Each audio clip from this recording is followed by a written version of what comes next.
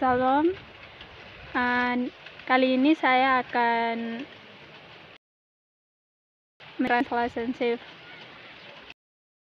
Translation shift itu sendiri adalah shift in translation atau pergeseran dalam terjemahan. Artinya berpindah atau bergeser dari korespondensi formal atau formal correspondence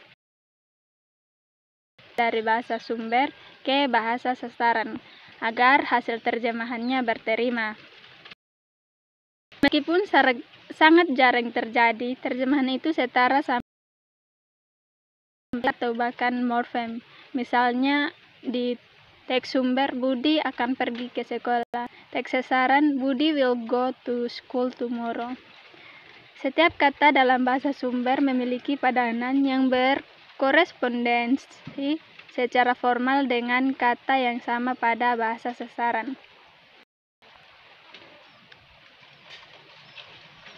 Ada jenis shift yang mungkin yaitu level shift atau pergeseran tingkat dan kategori shift pergeseran kategori.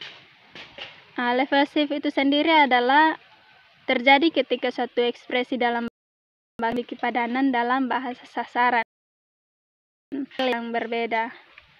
Dan kategori shift itu terjadi perubahan atau pergeseran terjemahan dari korespondensi formal dari bentuk yang setara antara bahasa sumber dan bahasa sasaran. Seperti contoh yang di atas, di mana terjemahan itu setara sampai pada tingkatan kata atau bahkan morfal. Ini tidak perlu ada pergeseran shift apapun, karena masing-masing kata dalam bahasa sumber dan bahasa sasaran memiliki padanan yang berkorespondensi secara formal. Namun seperti telah dijelaskan di depan, lazim terjadi adalah terdapat perubahan atau pergeseran bentuk untuk mencapai kesepadanan ekuivalen antara bahasa sumber dan bahasa sasaran.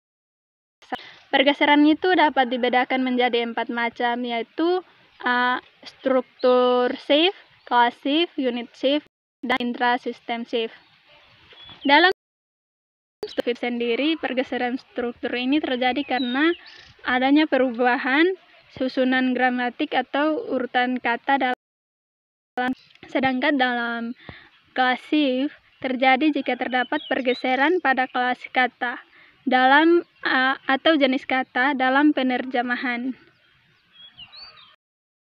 Misalnya mechanical kata sifat dan mesin kata benda.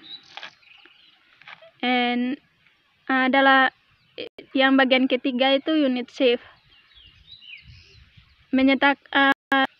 Yaitu setiap bahasa mempunyai pola atau sistem tata bahasa yang mengandung hierarki 5 satuan bahasa, kata, frasa, klausa, kalimat.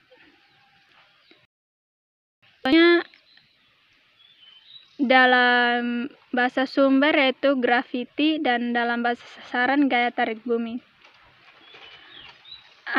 Adalah salah satu contoh yaitu ke I don't know, tapi dalam bahasa sasarannya pokoknya seperti itu. Dan yang terakhir yaitu intrasystem shift.